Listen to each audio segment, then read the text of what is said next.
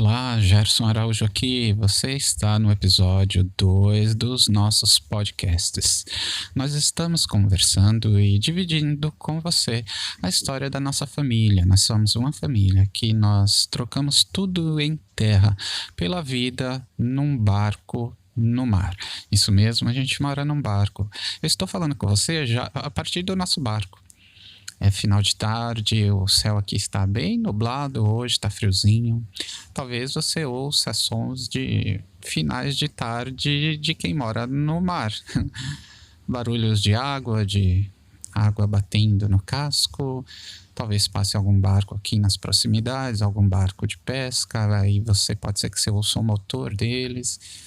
Enfim, essa é a nossa história. E no episódio de hoje, eu quero contar para você, ou vou tentar contar para você por que a gente fez isso. No episódio anterior, se você não ouviu, eu sugiro que você dê uma passada lá. Nós contamos e explicamos um pouquinho qual era o nosso contexto imediatamente antes de virmos para o mar, o que a gente fazia, onde a gente morava, como era a nossa casa, qual que era a nossa experiência no mundo náutico, que na realidade era nenhuma mesmo. E aí no final, né, fica aquela pergunta: Gerson, mas por que vocês fizeram isso? Aparentemente trocar algo seguro, certo, por algo inseguro, incerto, algo molhado e que afunda, que pode afundar, né? É verdade, pode afundar, assim como um carro pode bater, assim como um avião pode cair, assim como numa casa pode cair uma árvore. Mas isso não acontece, é muito difícil acontecer e tal. Um dia eu estava pensando sobre isso, né? Porque a gente pensa, poxa, no barco é um lugar que pode acontecer tanta coisa e nós estamos aqui com a família. Mas se pensarmos bem, em terra também podem acontecer as coisas, né? Não dá para dizer, eu não consigo dizer agora em números, nem sei se há algum estudo estatístico que mostre quantos por cento em cada situação, mas a gente sabe, quem dirige automóvel sabe que todo cuidado é pouco, qualquer coisinha, né, pode acontecer um acidente. Todo mundo sabe que avião é super seguro, mas deu um problema lá, né? Pode cair. Já houve casos onde aviões caíram. Ninguém quer isso, né? Mas no caso de casa, né? Não, então vamos ficar em casa de cimento, de tijolo, de alvenaria. Mas se eu te contar aqui, eu acho que o maior perigo que eu passei foi justamente na casa. Nós morávamos em Atibaia, num sítio, numa chácara. E uma vez teve uma chuva muito forte, mas muito forte. Não sei, se fosse hoje eu iria querer saber quantos nós de vento tinha aquela chuva, né? Mas na época nem imaginava essas coisas náuticas. Eu só sabia que era muito forte. E naquele dia eu acho que eu tinha saído para comprar alguma coisa no mercado. Então estavam em casa minha esposa, as 3 crianças, e eu tinha saído eu estava no carro, né? Voltando do mercado. Nesse caminho não era muito demorado, daria, sei lá, uma meia hora do mercado até em casa, talvez até menos. E eu lembro que quando eu voltei começou a chover, e a chuva foi aumentando, e ficou, sabe aquela chuva que fica tudo escuro no meio do dia? Tudo escuro, sabe, aquele pé d'água, vento. Eu sei que quando eu estava chegando em casa, bem perto de casa já, questão de, sei lá, se fosse no carro normal, ele andando normal, daria 5, 6 minutos. Mas aquele pedacinho eu levei não sei quanto tempo foi. Aliás, a ideia de tempo eu não faço aqui, porque o que aconteceu foi a chuva foi tão grande, que eu não conseguia enxergar nem 5 centímetros do para-brisa para frente. Parecia coisa de filme, assim, sabe? Tudo escuro, eu via folhas voando, muito vento, o carro todo fechado, né? Eu não enxergava nada, nem com o farol aceso eu enxergava nada. Mas era um lugar que eu conhecia o caminho, sabia exatamente onde haveria uma curva, onde eu teria que virar e tal. E aí, sabe o que eu enxergava? Assim, bem na altura do meu banco, do lado de fora, aquela linha tracejada amarela. E não lembro se era amarelo ou branco, eu acho que era branca, né? Enfim, a linha tracejada do chão que marca a pista. E eu tava vendo aquilo ali, assim, na altura do meu banco. Mais do que isso eu não via. E aí eu fui bem devagarinho, porque mais que aquilo eu ia bater em qualquer coisa. Mesmo estando na estrada, né? E eu fui indo bem devagarinho, aí chegou um lugar e eu falei, olha, deve ser aqui a minha saída, o lugar que eu tenho que virar. Veja, eu não enxergava a rua. Centímetros além do carro, não enxergava a rua. E aí eu falei, olha, eu vou virar, mas eu não sei se eu vou virar no lugar certo. Se eu virasse errado, eu cairia num morro que tinha ali, e nesse morro tinha um lago. Veja a situação. Mas a rua era larga, né? Outra hipótese, eu poderia entrar e bater numa casa, né? Eu estava muito inseguro. Então eu cheguei a pensar de deixar o carro e ir a pé, porque eu não estava enxergando nada. Mas também isso não seria uma boa ideia. O fato é que eu virei e estava indo bem devagar, sem saber se eu tinha virado certo, sem saber. Aí, na hora que eu virei na rua, eu não tinha mais aquela linha tracejada. E agora? Aí eu fui bem devagarinho. Sabe o que aconteceu? Tinha uma árvore caída bem na minha frente. Eu não podia seguir aquele caminho, né? E aí eu tive que retroceder, fazer ré, tentar pegar outro caminho. Aí fui por outro caminho. Tinha outra árvore caída, né?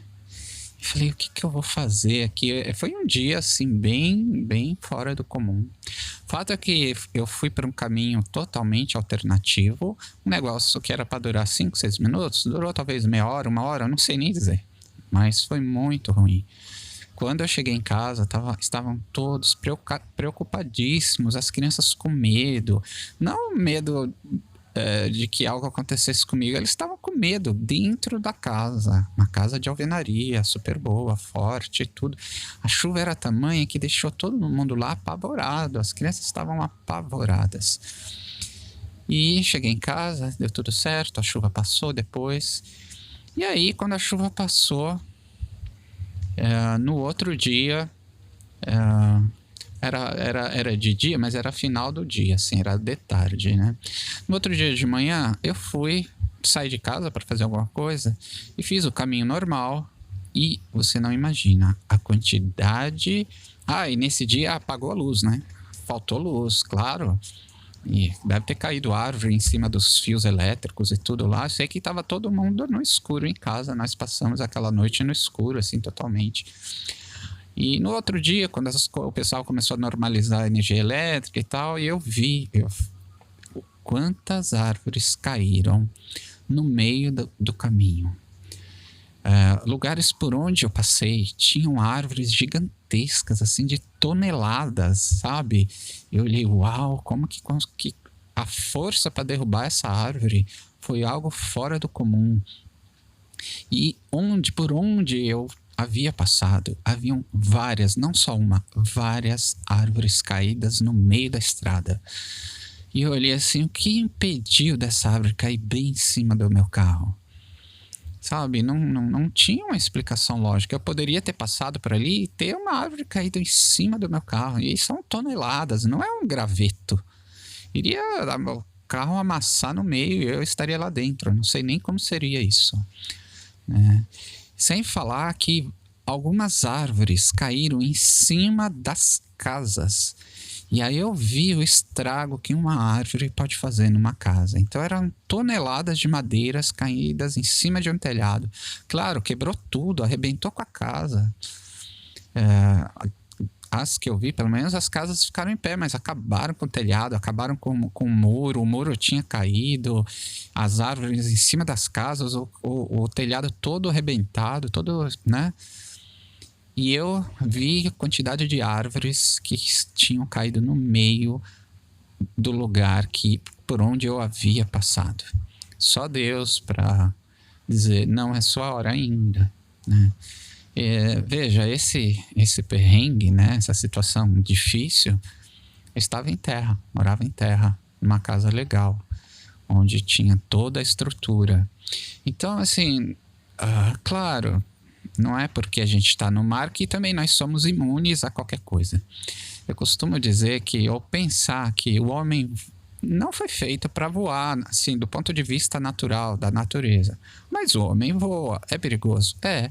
Mas existe equipamento e procedimento para isso acontecer. Não é de qualquer forma. Para tudo é assim. Um carro pode bater? Pode. Mas tem como evitar? Tem. E para a gente não bater, existe equipamento e procedimento para isso não acontecer. Se essas variáveis estiverem ótimas, é muito baixa a chance de um automóvel colidir com outro ou com alguma coisa. E no barco é a mesma coisa. Um barco pode afundar? Pode, né? A gente não nasceu para morar na água, né? Mas o homem se adaptou e consegue lidar com essa questão bem? Consegue. Por quê? Porque existe equipamento e procedimento para isso.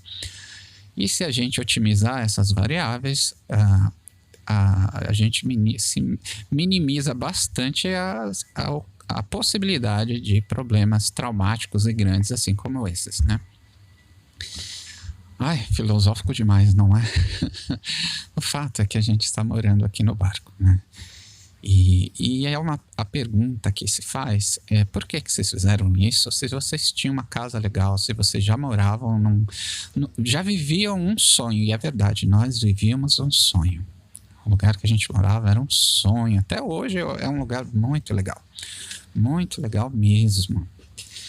Bom, antes de eu entrar de cabeça nesse assunto, que é um assunto que eu vou precisar fazer um exercício danado aqui, porque é algo que eu vou precisar abrir meu coração para você. Não sei se isso é uma coisa boa, mas assim, é uma coisa difícil para mim, porque quando a gente abre o coração, a gente acaba expondo as nossas virtudes, mas também as nossas fraquezas, as nossas limitações.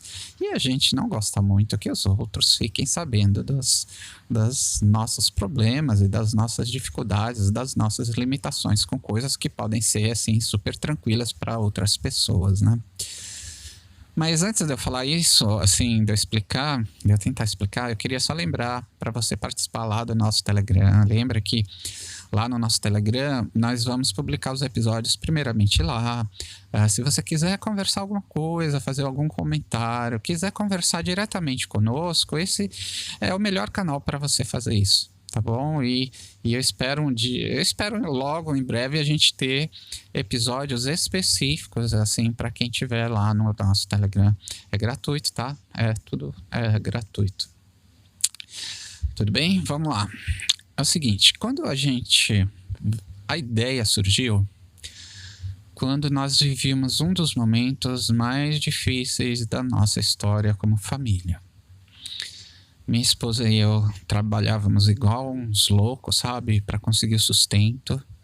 Mas nos últimos anos, nós vivemos em Atibaia durante 10 anos, né? E nos últimos anos ali, se eu pudesse falar bem resumidamente, de uma forma bem simples, seria assim: nós chegamos ao ponto de vender o almoço para comprar a janta. Dá para entender isso? Honestamente, espero que você não entenda, porque se você entender o que significa isso, é porque você já passou alguma situação muito semelhante como nós passamos como nós vivenciamos aquele momento. Era um momento agudo financeiramente, muito agudo financeiramente. E nós tínhamos 3 crianças e na cabeça de um pai, de uma mãe, faltar recursos para os filhos é algo que vai muito lá dentro. É algo que mexe em regiões que em outras situações não mexeria. Né? A gente é capaz de tudo, capaz de mudar, de refazer, repensar, é capaz de se humilhar, fazer coisas que a gente não faria em outras situações por causa dos nossos filhos. E nós estávamos vivendo uma situação assim. por mais que a gente trabalhasse, parecia que os recursos não davam, não chegavam. Ia ficando mais e mais difícil a nossa vida lá, né? No episódio anterior, eu contei que nós tínhamos um pomar, né? Você não vai acreditar, mas nós dávamos graças a Deus por aquele pomar. Porque muitas vezes foi aquela mexerica pendurada lá naquela árvore que nos trouxe um alento. Foi um abacate que a gente pôde pegar no pé de abacate, né? Na árvore lá de abacate, que salvou a nossa tarde, o nosso dia. Porque nós chegamos ao ponto de começar a faltar comida. Quantas vezes você come durante o dia? 3? 4? Café, almoço, janta, ainda faz uns lanchinhos e antes de dormir ainda belisca alguma coisa? Então, nessa época, a gente não comia 3 vezes por dia, nem 2 vezes por dia. Minha esposa e eu tivemos momentos em que a gente não comia para dar para as crianças. Eu não me orgulho desse tempo, não lembro dele com alegria, mas foram páginas escritas na nossa história. Numa situação tão aguda assim, significa que começa a faltar os recursos para comida, significa que um monte de outros pontos já estavam no vermelho. Então, os impostos da casa estavam no vermelho. E você sabe que se você não pagar o IPTU, os impostos do imóvel, chega um momento que seu imóvel é confiscado, você perde a sua casa. E veja a atenção nossa, a gente começou a achar que nós perderíamos a nossa casa, sem ter comida, sem ter nada. A conta da luz, da energia elétrica era outra questão que a gente não estava conseguindo pagar. Nós chegamos a gente morava num sobradinho, num sobrado, né? Eram 2 pavimentos.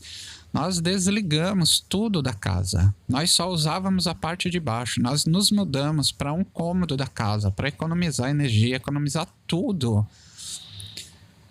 E fomos resumindo a nossa vida, a nossa história, para ver se a gente conseguia sobreviver. E trabalhando igual um condenado, procurando o que fazer, mudando de área. Fizemos tudo que estava ao nosso alcance e um pouco mais, para ver se a gente saía daquele momento tão agudo. Sei que a gente não estava sozinho nesse país, vivendo dificuldades. Muitas pessoas vivem momentos agudos, né? Mas esse foi o nosso momento. Agora, uma coisa que eu não contei para você no episódio... peraí, quando a gente começa a falar essas coisas, muitas perguntas começam a surgir, né? Uma que surgiu aqui na minha mente: peraí, mas vocês não pediram ajuda para os familiares e tal? Olha, esse é um tema muito difícil. Lembra que no começo eu falei que era uma coisa de abrir o coração? Os familiares ajudavam, sim. Mas a gente não poderia ser sustentado por eles o tempo todo, né? A gente não abria todos os mínimos detalhes da nossa família para eles. Eles sabiam que a gente vivia muito apertado. Quando eles podiam, eles ajudavam com alguma coisa. E claro que se realmente não tivesse nenhum dia, nenhuma comida mais para as crianças, nenhuma condição de nada, eu iria falar com eles, sim, né? Mas em vez da gente pedir, nós lutávamos para conseguir por nós mesmos, né? Em vez de, vamos dizer, mendigar, a gente procurava trabalhar. Em vez de pedir um peixe, a gente pegava a vara e ia tentar pescar o peixe. Esse é só um paralelo. Cara, eu lembrei disso porque a gente está aqui no mar e eu lembrei de peixe, mas é só um paralelo para você entender o nosso estilo, era o nosso jeito, né? Se não passasse o tempo e não pegasse peixe nenhum, eu ia pedir para alguém: você tem um peixinho aí que possa dividir com a gente? Uma vez a gente estava com um condomínio muito atrasado mesmo, e aí eu falei: quer saber, eu vou lá conversar. Fui lá na administração do condomínio, pedi uma reunião lá com o líder, com o chefe, E falei para ele: olha, nós não estamos à revelia, nós vamos quitar tudo, cada centavo que nós devemos para o condomínio. Mas eu preciso ser muito franco com o senhor. Nós não temos condição alguma no momento, estamos vivendo um momento muito apertado. Eu contei isso que eu contei para você agora. Né? Esse pessoal de contabilidade tende a ser muito matemático e numérico. Eu falei: eu vou contar, mas eu acho que não vai adiantar de nada. O que aconteceu foi que o senhor lá ficou sensibilizado. Eu saí de lá, ele, assim, só falei isso, que a gente não estava alheio à nossa dívida, que nós iríamos pagar, mas que a gente não via naquele momento perspectiva alguma. Nós estávamos lutando por algo que era mais importante, a comida ali. E quando eu saí de lá, aquele moço se sentiu tão sensibilizado que ele ligou para algumas pessoas do condomínio. Não citou o nosso nome, mas falou que havia uma família no condomínio passando dificuldades muitíssimo agudas, muito sérias. E sabe o que aconteceu? Eles fizeram uma vaquinha. Reuniram, cada um deu um valor. E depois ele me chamou e falou: olha, nós conseguimos um valor, eu sei que não vai resolver, mas é algo para te dar um suspiro, né? E a gente faz com amor e com carinho, sem eu saber quem foi que contribuiu, só sei que foram moradores ali e foi de forma anônima. Eles levantaram o valor de um mercado bem legal, sabe? E a gente saiu dali assim, hiper, ultra agradecidos e hiper, ultra envergonhados. Era um misto de alegria e vergonha, sabe? Eu sei que não tem nada a ver essa coisa de vergonha, mas a gente sentiu. Vou ser bem franco com você, não era... eu não queria que a coisa fosse daquele jeito, mas era algo muito bom para as nossas crianças, né? E cada vez que isso acontecia, ou essas situações aconteciam, nós lutávamos cada vez mais, trabalhávamos mais, fazíamos de tudo para conseguir recursos para nossa família. Uma coisa que eu não contei no episódio anterior, foi um episódio que eu dei um panorama geral da nossa família, da nossa história, de quem éramos, o que fazíamos, não só nesse momento agudo, né? Aliás, nem contei desse momento agudo. Assim, em linhas gerais, eu não falei uma coisa que é muito importante para você entender hoje por que a gente veio para o mar. Faltou dizer naquele episódio anterior que nós somos cristãos e que nós levamos Deus muito a sério. Hoje em dia falar que é cristão não diz muita coisa, né? Mas nós somos cristãos daquele tipo que lê a Bíblia, daquele que acredita em Deus de verdade, que procura manter um relacionamento com Deus de verdade, que procura fazer as coisas que Deus orienta de verdade. Nós falamos com Deus, Deus fala com a gente, é assim que nós somos, tá bom? Eu não sei se você vai conseguir entender, mas essa é a nossa família, né? Mas por que eu contei isso? Porque quanto mais difícil era a situação, você acha que eu não levava essa questão para Deus? Era a primeira pessoa que eu ia conversar. Falei: Deus, nós estamos passando um apuro muito grande. O Senhor poderia nos ajudar? Mostra um caminho, nos ajuda de alguma forma. E apesar das minhas orações e conversar com Deus, as coisas pareciam não melhoravam mesmo, ficavam mais agudas. Eu pedia para Deus que abençoasse um trabalho que a gente inventasse ali, alguma coisa, e nada dava certo naquele período, nada dava certo. Nós chegamos a pouquíssimas pessoas mesmo da nossa família, veja, pouquíssimas pessoas da família sabiam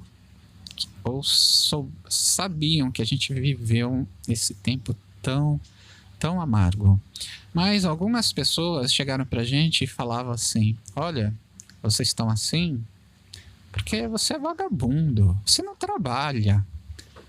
Veja o meu exemplo, eu tenho essas coisas todas hoje porque eu dei o meu sangue, o meu suor. E eu ouvindo aquilo,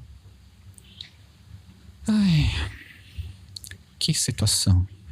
Mal sabia essa pessoa que possivelmente eu estava trabalhando muito mais do que ela mesma trabalhava.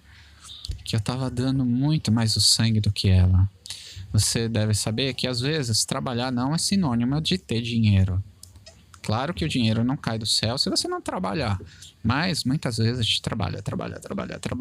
Muitas pessoas trabalham a vida toda e não conseguem comprar uma casa, por exemplo. Comprar um carro. Muitos conceitos na minha vida mudaram depois que a gente passou por esse episódio aí.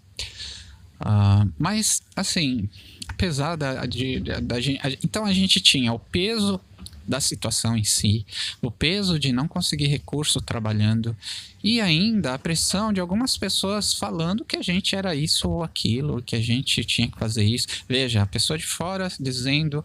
Eu até entendo que talvez tinham falado isso de bom coração para ver se eu despertava, né? Achava que eu estava morto, que eu tinha desistido, ou que eu ficava só em casa, porque nós trabalhávamos em casa, né? Eu tinha um estúdio lá atrás, minha esposa tinha um ateliê, a gente dava aula de música, eu dava as minhas aulas, eu fazia as minhas gravações, então todo o nosso trabalho sempre foi em casa. Então as pessoas viam a gente sempre em casa. Então parece que eles não trabalham, não fazem nada na vida. Na realidade, nosso trabalho era lá em casa, né? Bom, eu estava contando que eu levei isso para Deus, né? Falei, Deus, por favor, me dá uma solução, me ajuda de alguma forma, mostra, eu estou fazendo alguma coisa errada, vai ver que eu estou fazendo alguma coisa muito errada e o Senhor não está contente, e sabe, se eu estou fazendo alguma coisa errada, me perdoe, mostra para mim o caminho, o que eu devo fazer, E era como se eu tivesse assim alguma espécie de silêncio de Deus. Não posso dizer que era um silêncio, porque eu sei que aquele coração comovido daquele moço da administração do condomínio, de levantar uma vaquinha de forma anônima e me entregar depois, aquilo lá, isso não acontece. Onde isso acontece? Você chega para uma pessoa que você deve um monte de dinheiro, e você deve mesmo, e você chega para ela e fala, não tem dinheiro para te pagar, e ela é que te dá dinheiro? Isso não acontece em lugar nenhum. Então eu vi a mão de Deus de alguma forma movendo o coração daquele senhor lá. Num outro episódio que a gente não tem como negar que foi Deus, foi que apareceu na nossa porta, no portão lá de casa. Uma pessoa que a gente nunca viu, nunca tinha ouvido falar, ela não nos conhecia, nós não conhecíamos eles, aquela pessoa era uma senhora. E ela falou o seguinte, olha, eu não sei o que aconteceu comigo, mas eu senti que eu deveria trazer uma cesta básica aqui para você. Você aceita? Por favor, não me entenda mal, eu não sei o que está acontecendo. Eu fiquei tão incomodada que eu tive que fazer isso. Veja, de uma forma ultra misteriosa, que a gente não sabe, a pessoa do nada, sem conhecer a gente, sem saber onde a gente morava, ela falou que eu peguei, pus a cesta, fui no carro e fui andando, cheguei aqui. E algo me dizia que era aqui que eu tinha que deixar essa cesta. Você acha que isso é obra do acaso?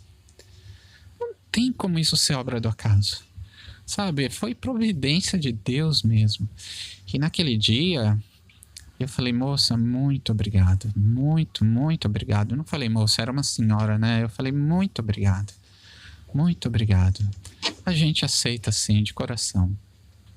E então, apesar de parecer que Deus não resolvia ou não nos ajudava ali a solucionar aquela questão, Ele nos sustentou, porque nós não, em nenhum mês a gente cortou a luz elétrica. Em nenhuma vez as crianças ficaram sem comida total. Que mais? Sabe, era uma situação aguda, mas de alguma forma Deus nos sustentava, né? E aí um dia eu estava lá no nosso estúdio, trabalhando, gravando uma aula, fazendo algum tipo de trabalho, eu não lembro exatamente. E aí eu parei, orei, eu de novo falo, Senhor, por favor, tem misericórdia das crianças, nos dá uma orientação, nos dá uma forma para que elas não sofram tanto assim. Eu nem estava pedindo por mim, nem pela minha esposa, estava pedindo pelas crianças. Claro, eu também não queria ver a minha esposa sofrer, ela não tinha que passar por aquilo tudo. E eu estava ali sozinho no estúdio, era de manhã, era de dia, não lembro se era de manhã ou de tarde, mas era de dia, estava um sol bonito. E naquele momento, eu ouvi a voz de Deus falando comigo. Não foi uma imaginação, não foi. Eu ouvi literalmente como se tivesse uma pessoa ali comigo. E ele falou assim: vai para o mar. Nossa, nessa hora eu caí para trás. Eu tava numa cadeira, eu quase caí para trás. Eu tive que me apoiar na parede para não cair. Naquele momento eu tive duas certezas. A primeira certeza era que aquela voz era a voz de Deus. E a segunda certeza era sobre a mensagem. Eu tive certeza que a orientação que Deus estava dando para a gente era para que a gente mudasse de vida, que a gente se desprendesse de tudo que a gente tinha ali em Atibaia, que a gente fosse para o mar. E aí, na hora, eu falei: não, isso não é possível. Alguém mora no mar? Que negócio é esse? Eu nem sabia que as pessoas moravam no mar, que tinha essa vida náutica. Eu não sabia, era assim, totalmente, como eu contei. Isso eu falei no episódio anterior. A gente não entendia nada de mar, de barco, nem de nada. Falei: nossa, ou eu tô muito maluco, ou Deus tá maluco. Das duas, eu acho que sobra pra mim, né? Os pensamentos de Deus são muito mais acima do que os meus. Ali, então, meu coração entendeu qual era o caminho que a gente devia fazer. Mas eu fiquei muito atrapalhado. Falei: não, isso não dá. Mas não era duvidando que era Deus falando, achando que eu estava em êxtase, que eu estava, sei lá, com fome e estava ouvindo coisas. Não, eu não tive essa sensação. E também não tive dúvidas da mensagem. Sabe qual foi meu problema? Como é que eu iria falar uma loucura dessa para minha esposa? Essa foi minha preocupação. Falei: não, Deus, eu não tenho a mínima condição. Que maluquice é essa? Eu vou chegar para ela e falar que agora a gente vai vender a casa e morar num barco? Você tá louco? Não, ela vai falar isso para mim: você tá louco, você pirou total, você precisa internar, não é possível. E se ela pensasse tudo isso, ela estaria certa, seria algo razoável de se pensar. Aí eu falei assim: Deus, olha, você é muito honesto. Eu não tenho a mínima condição de convencer a minha esposa para um negócio desse. Vamos fazer o seguinte: o senhor pode falar com ela? Se o senhor falar com ela, ela vai entender, né? Então vamos combinar o seguinte: nós vamos, para ir para o mar? Tudo bem, eu não entendo nada de barco, não tô achando essa coisa uma doideira, nunca sonhei ir pro barco, pro mar, morar no barco, e não é algo sozinho, eu tenho que levar minha esposa e nossos 3 filhos, veja a responsabilidade de um negócio desse. Mas então, eu não tenho como falar isso, vamos fazer o combinado, eu vou, tá bom? Eu não estou entendendo nada agora, mas eu vou. Agora o senhor resolve isso com a minha esposa? E ficou assim. E eu suando frio ali, né? Eu não cheguei a falar com a minha esposa, mas eu fiquei muito atrapalhado, muito mal nesse momento. Eu falei assim: eu preciso dar um jeito de conversar com ela. Eu não sabia nem como começar essa conversa. Aí eu comecei a ver, né? Comecei a ver alguns canais no YouTube. Aí eu vi: uau, tem umas pessoas que são loucas também. Porque até então eu achava isso um absurdo, né? Uma coisa totalmente fora do gráfico, mas totalmente fora de, sabe? Assim, um negócio era quase que pegar um foguete e dizer que vai morar na Lua, sabe? Era pau a pau pra mim. Isso que era um negócio que não podia ser verdade, não podia acontecer, né? Era um negócio muito inusitado. E aí eu comecei a eu comecei a procurar no YouTube: será que alguém mora no mar? Eu digitei morar no mar, morar num barco, comprar barco. E aí eu fui aos pouquinhos encontrando alguns canais que tinham as pessoas que moravam no mar. Aí eu comecei a consumir esse conteúdo. Falei: olha, Olha, e essas pessoas mostravam que não era algo tão impossível assim, né? E aí eu comecei a ficar um pouco mais, olha para onde Deus está levando a gente, que coisa maluca, né? Mas estava assim, quase que só uma coisa lúdica, curiosidade, assim, nada muito certo. Aí passaram-se, eu acho que uns 2 ou 3 dias, eu não aguentei mais. Aí eu falei, preciso contar isso para minha esposa. Aí eu falei assim, é hoje. Aí eu falei, minha linda, eu chamo ela de minha linda, né? Minha linda, você tem um minutinho? Preciso conversar uma coisa com você.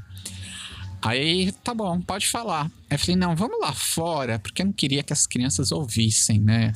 Tava tudo muito cru ainda. Eu não tinha praticamente nenhuma resposta que meus pensamentos criavam, né? Minhas próprias perguntas, eu não tinha resposta para elas. E eu ia abrir isso para as crianças, ainda não era o momento, né? Aí ela já olhou assim, meio assim, ué, o que ele quer falar que tem que ser lá fora? Tá bom, fomos lá fora, a gente foi lá no campinho onde a gente fazia acampamentos, a gente ficou numa escadinha, bem assim, uma escadinha de acesso pro campinho. Aí eu falei, minha linda, preciso contar uma coisa pra você. Vamos fazer o seguinte, eu vou contar essa história no próximo episódio. Ah, Jé, por favor.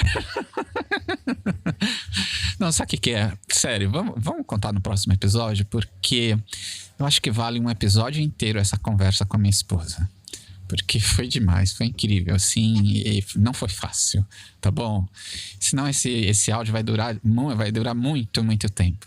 Vamos combinar assim? Então no próximo episódio eu vou contar pra você como é que foi essa conversa com a minha esposa sobre esse projeto de vender tudo que a gente tinha, casa, carro, móveis, tudo, se desfazer de tudo, comprar um barco e morar no mar, né? Ai, ai.